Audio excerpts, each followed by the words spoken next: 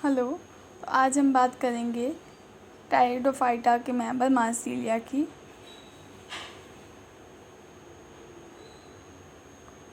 जो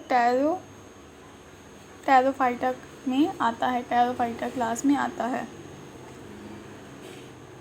water clover इसका common name है।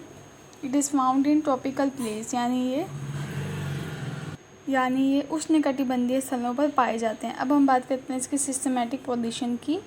डिवीज़न है टेरोफाइटा, क्लास है लेप्टोस्पोरेंजियोसिडा, ऑर्डर है मार्सिलियसिस, फैमिली है मार्सिलियसी, जीनस है मार्सिलिया। अब बात करते हैं इसकी आउटर स्ट्रक्चर की। जैसे कि हमें दिख पा रहा है ये लीफ लाइक स्ट्रक्चर है, इसे क्या कहेंगे, लीफ प्लेट्स। इसके नीचे का जो भाग है तने जैसे दिख रहा है वो क्या है, पिटियोल। यहाँ से स्पोरोकार्प का मतलब जहाँ से ऐसी एक नई शाखा निकल रही है वो क्या है, स्पोरोकार्प। राइजोम है भूमि के अंदर का भाग, और जो आपको दिख रही हैं ये जड़ें सी, ये पूर्ण जड़ें नहीं है, इसलिए इसे क्या कहते हैं, एडवेंटियस रूट। अब हम बात करते हैं इंटरनल स्ट्रक्चर ऑफ रूट।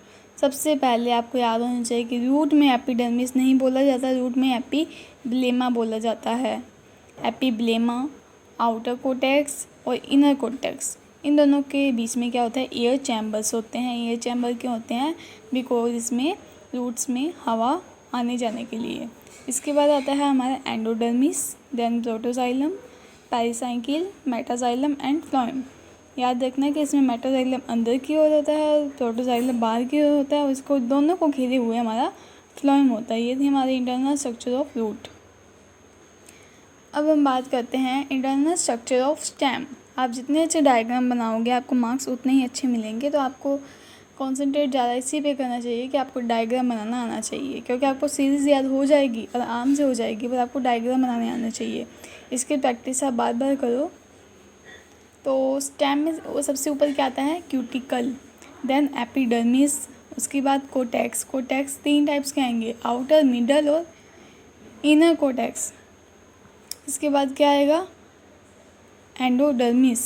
इसमें थोड़ा सा सीक्वेंस चेंज है, ये मोस्ट इम्पोर्टेंट है। Internal structure of stem of Marsilea, ये बहुत ज़्यादा इंपॉर्टेंट है, बहुत बार आती है और स्टूडेंट इसके डायग्राम में याद करके नहीं जाते हैं, इसका सीरीज याद कर लेते हैं और उल्टा पुल्टा कराते हैं। ऐसा नहीं चलेगा। इसमें ध्यान रखना है हमें कि इनर कोटेक्स के जस्ट बाद जो हम लिखते हैं ना, endodermis, pericycle, xylem and phloem, तो ये जो चीज़ें हैं ये वापस डबल बार आएंगी, यानी 2 बार आएंगी। 2 इसमें लेयर्स होंगी, 2 जाइलम होंगे, 2 ही पेरिसाइकिल होंगे, 2 ही फ्लोएम होंगे, 2 ही एंडोडर्मिस होगी, मिड में पिथ होगी। इसमें बाहर की साइड होता है आउटर एंडोडर्मिस, फिर आउटर पेरिसाइकिल, आउटर फ्लोएम, फिर जाइलम। यहाँ तक तो बात चल गई अपनी, यही सीरीज़ रहेगा, सीरीज चेंज नहीं होगा। इसके बाद वही आपने पॉजिटिव जाइलम के ऊपर क्या है, फ्लोएम, तो इनर फ्लोएम। फ्लोएम के ऊपर क्या है, पेरिसाइकिल, यहाँ पे इनर पेरिसाइकिल। पेरिसाइकिल के ऊपर क्या है, आउटर एंडोडर्मिस, वही इसका अपोजिट इनर एंडोडर्मिस, और बीच में क्या होगा, पिथ होगा। ये डायग्राम बहुत ज़्यादा इंपॉर्टेंट। अब बात करते हैं टीएस ऑफ लीफ। याद रखना लीफ में ही सबसे पहली बात कि क्या प्रेजेंट होते हैं, स्टोमेटा। सबसे ऊपर क्यूटिकल, फिर अपर एपिडर्मिस, फिर क्या आएगा, पैलिसैड, फिर bundle sheath, mesophyll, concentric, lower epidermis, stomata, xylem, phloem, spongy and palisade. ये है आपका टीएस ऑफ लीफ। बिल्कुल ईजी है, इसमें तो कुछ भी याद करने में चीज़ नहीं है, ओनली चीज़ याद होगी और लीफ का आपने टीएस डायग्राम बना देना है। मैं आपको पैलिसैड और स्पॉन्जी में डिफरेंस बताऊंगी आगे अभी। अब बात करते हैं स्ट्रक्चर ऑफ स्पोरोकार्प, वीएलएस देखेंगे इसकी। इसमें ही हमें क्या दिखेंगे, हमें दिखेंगे दोनों, पहले स्टॉक, फिर वेस्कुलर स्टेलाई, माइक्रोस्पोर्स हैं छोटे छोटे, लेटरल वेस्कुलर बंडल है, ये vascular bundle, xylem phloem, xylem phloem, xylem phloem, xylem phloem, इस तरह से व्यवस्थित होते हैं। यहाँ पे जिलेटिनस रिंग है, इसको घेरे हुए, किसको घेरे हुए, माइक्रोस्पोर्स को घेरे हुए। एपिडर्मिस सबसे ऊपर होती है, हमें पता ही है, और जिसमें हमारे भी प्रेजेंट है वो है हाइपोडर्मिस। ये था हमारा स्पोरोकार्प का डायग्राम। अब हम बात करते हैं मार्सिलिया की इंपॉर्टेंट पॉइंट्स की। सबसे पहले ये क्या होता है, हेटेरोस्पोर होता है, लेस डेवलप जाइलम होता है। जाइलम क्या होता है, इसमें बहुत कम विकसित होता है। Air chamber is present in hydrophytes. Hydrophytes का मतलब है जो जल में रहने वाले पौधे हैं।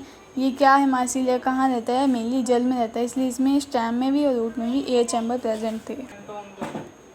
हवा आ रही है, ऐसी कोई गर्मी की बात तो नहीं है। एम्फीफ्लोइक वेस्कुलर बंडल, इसका मतलब है जाइलम के दोनों क्या होते हैं, फ्लोएम होता है, यानी जाइलम बीच में है, इसके दोनों साइड क्या होगा, फ्लोएम होगा। फिर है साइफनोस्टील, बिकॉज ऑफ पिथ प्रेजेंट, इसलिए क्या होगा, साइफनोस्टील होगा। स्कोटोफाई और फोटोफाई क्या होता है, स्कोटोफाई होता है स्टोमेटा ओपन्स इन डार्क, जो स्टोमेटा जो रंध्र रात्रि में खुलते हैं उन्हें क्या कहते हैं, स्कोटोफाई। एंड फोटोफाई किसे कहते हैं, स्टोमेटा ओपन्स इन लाइट, यानी कि सुबह सूर्य की रोशनी, सूर्य के प्रकाश की उपस्थिति में स्टोमेटा जल रंध्रों का खुलना फोटोफाई कहलाता है। अब हम डिफरेंस करते हैं पैलिसैड और स्पॉन्जी में। पैलिसैड और स्पॉन्जी में सबसे बड़ा डिफरेंस यही है कि पैलिसैड में क्लोरोप्लास्ट की संख्या ज़्यादा होती है और स्पॉन्जी में क्लोरोप्लास्ट की संख्या बहुत कम होती है। पैलिसैड में पिलर लाइक स्ट्रक्चर होती है, जबकि स्पॉन्जी में इरेगुलर स्ट्रक्चर होती है। पैलिसैड इंटरसेल्युलर स्पेस एब्सेंट होता है और स्पॉन्जी में इंटरसेल्युलर स्पेस प्रेजेंट होता है। पैलिसैड कॉम्पैक्टली अरेंज्ड होता है, जबकि स्पॉन्जी में क्या होता है, लूजली पैक्ड होता है। आपको समझ आ रहा होगा, जैसे स्पंजी है, हमारे पास एक स्पंज है, हम बहुत सारे स्पंजों को एक साथ रखते हैं तो बीच में स्पेस भी आएगा, इरेगुलर होंगे। वहीं अगर मैं एक बॉक्स में रबड़ रखूँ, इकट्ठे इकट्ठे करके लाइन वाइज रखेंगे, सीरीज में रखेंगे, तो उसमें ना तो स्पेस बचेगा बीच में और ना ही वो इरेगुलर होंगे, वो एकदम कॉम्पैक्टली अरेंज होंगे। अब हम बात करते हैं VLS और TS में। VLS में क्या होता है, मेगा और माइक्रो, इनमें से कोई एक ही स्पोर दिखेंगे, या तो मेगा स्पोर्स दिखेंगे या फिर माइक्रोस्पोर्स, जबकि TS में मेगा और माइक्रोस्पोर्स दोनों को देखा जा सकता है। लैप्टोस्पोरेंजिड टाइप ऑफ डेवलपमेंट, जिसमें mega and micro both has different development. यानी ये थी हमारी मार्सिलिया की क्लास। Thank you.